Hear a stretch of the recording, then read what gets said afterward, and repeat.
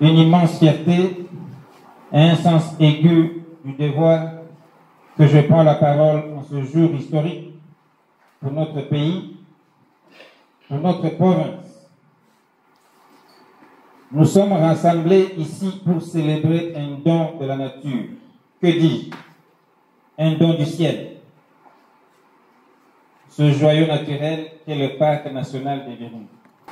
Nous sommes ici afin de souffler non seulement ces 100 bougies d'histoire, de victoire et d'espoir, mais aussi de lutte et de sacrifice. 100 ans, un siècle s'est écoulé depuis que ce parc a été créé un certain 21 avril 1925, vous l'avez entendu, devenant le tout premier parc national d'Afrique. 100 ans durant lesquels le parc national de Virunga fait parler du Congo, fait briller de 1000 feux ce pays. 100 ans, ces merveilles font rêver le monde, attirent des touristes de tous les horizons, des chefs d'État, des têtes couronnées. Qui oublie les merveilles de la rue?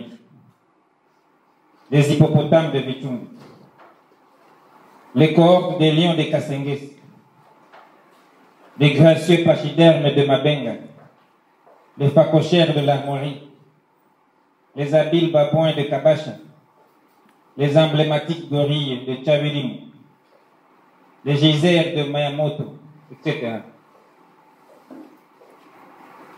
Au-delà de la gloire, les Virunga font face à des pressions multiformes aussi, à des convoitises hostiles.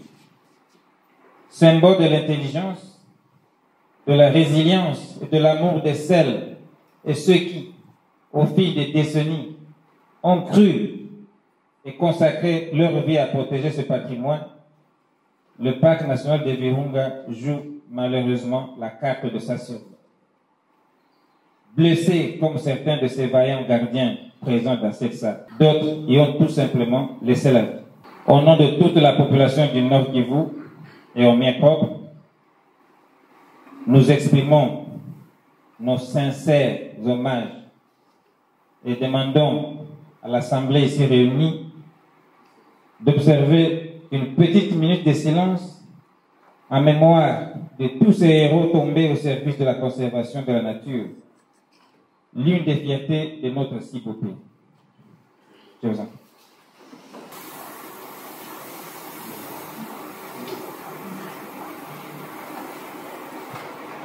Merci. Comme vous le voyez, en ce jour, nous ne commémorons pas seulement une date, mais nous honorons plutôt un héritage mondial, un patrimoine universel, un sanctuaire de biodiversité, un poumon écologique de notre planète, une opportunité de développement durable pour nos populations que nous avons en Nord Kivu, et singulièrement dans notre si belle région de Beni, Butembo, Lubero. Mesdames et messieurs, durant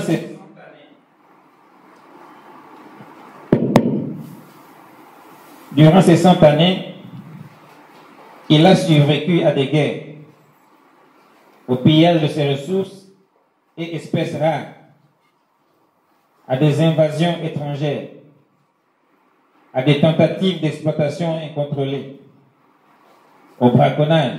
Et pourtant, il continue à rester debout, grâce au courage et au sacrifice des éco-gardes, à l'engagement de l'ICC, aux efforts des autorités politico-administratives et coutumières, au soutien de la communauté internationale et à l'attachement des communautés riveraines. Aujourd'hui, tous les partenaires comprennent de plus en plus que la conservation ne peut être opposée au développement, mais qu'elle doit être le socle même de ce développement. Le parc doit être pris comme une bénédiction et non une contrainte. Il est une source d'opportunité et non un fardeau. L'existence du parc ne doit et ne peut aucunement pas être une menace pour la population riveraine et vice-versa. Récemment, sur fond des efforts conjugués de l'ICSN et des partenaires techniques, financiers et communautaires, plusieurs infrastructures ont été mises en place. Des centrales hydroélectriques comme celle de Matebe, Wanguba, Ivingu et Mutwanga, des usines dans la zone agro-industrielle de Mutwanga et Mangina, des adductions d'eau à Kibumba, Tchanzu, Rumangabo et Goma, des écoles, des routes de dessertes agricoles, des centres de santé, un réseau touristique structuré, respectueux de la nature, qui positionne Virunga comme une destination d'excellence au niveau mondial. Aujourd'hui, ce parc génère des emplois, offre de l'électricité à des dizaines de milliers de foyers, assure la sécurité alimentaire grâce à l'appui à l'agriculture durable et contribue au climat de paix en donnant un sens à l'avenir. Faudrait-il encore s'appuyer sur son énorme potentiel pour développer l'industrie touristique, basée notamment sur son sommet emblématique. Je cite le pic Marguerite, suspendu à 5219 mètres, à quelques kilomètres seulement de ce lieu où nous lançons ces grands jours de l'année du centenaire. Peut-être que toutes ces réalisations, malheureusement, semblent insuffisantes, car les défis restent nombreux. Des armées étrangères continuent d'agresser notre pays et même d'occuper les PNV. Jalouse de son potentiel touristique, il s'adonne méchamment à sa destruction et au pillage de ses ressources naturelles. J'en appelle à des mécanismes internationaux innovants et spéciaux, au-delà de ceux qui existent, pour rendre ce sanctuaire patrimoine mondial inviolable, en prenant des mesures fortes et dissuasives contre toute entité qui y mène des guerres inutiles, ainsi que d'autres activités illégales à répétition. Les terroristes ADF poursuivent leur activisme dans le parc national de Virunga, en menaçant directement la sécurité des éco-gardes et des populations riveraines. Des groupes armés inconscients s'attaquent aux éco-gardes, exterminent les hippopotames, détruisent les écosystèmes du lac Édouard, etc., en se faisant passer pour des VDP Wazalendo, des faux VDP Wazalendo. Le parc est-il devenu l'ennemi contre lequel ils prétendent avoir pris les armes? Des pressions démographiques, foncières et des exploitations illégales persistent aussi. Un débat existe dans ce domaine autour de Mayangose, par exemple.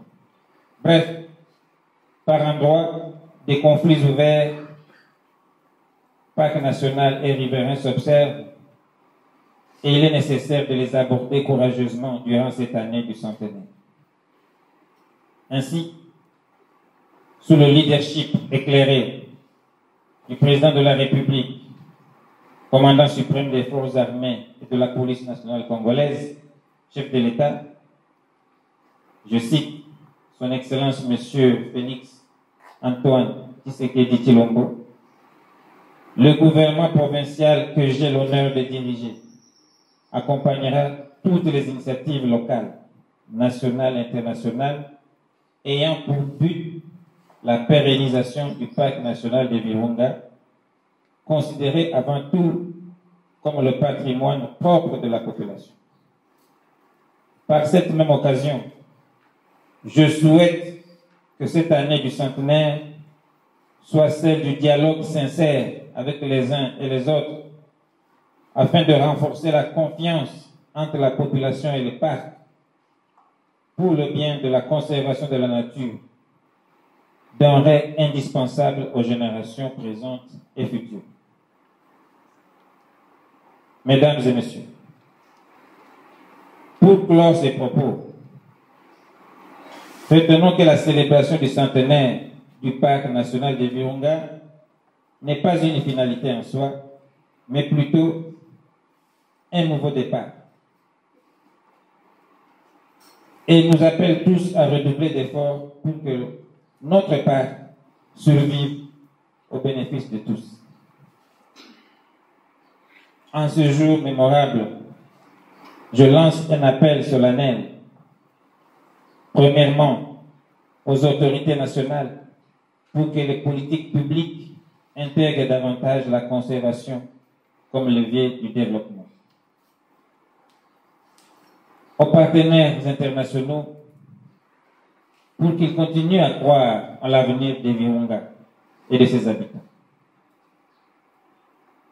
Aux communautés riveraines, pour qu'elles restent les gardiennes et bénéficiaires de cet héritage. Aux jeunes, pour qu'ils trouvent dans le parc un espoir d'un futur meilleur. Et à chacun de nous, dans cette salle, pour que le parc national de Virunga devienne un symbole vivant de ce que la RDC peut offrir de meilleur au monde. Fort de tout ceci, une question centrale demeure donc posée à tous et à chacun d'entre nous.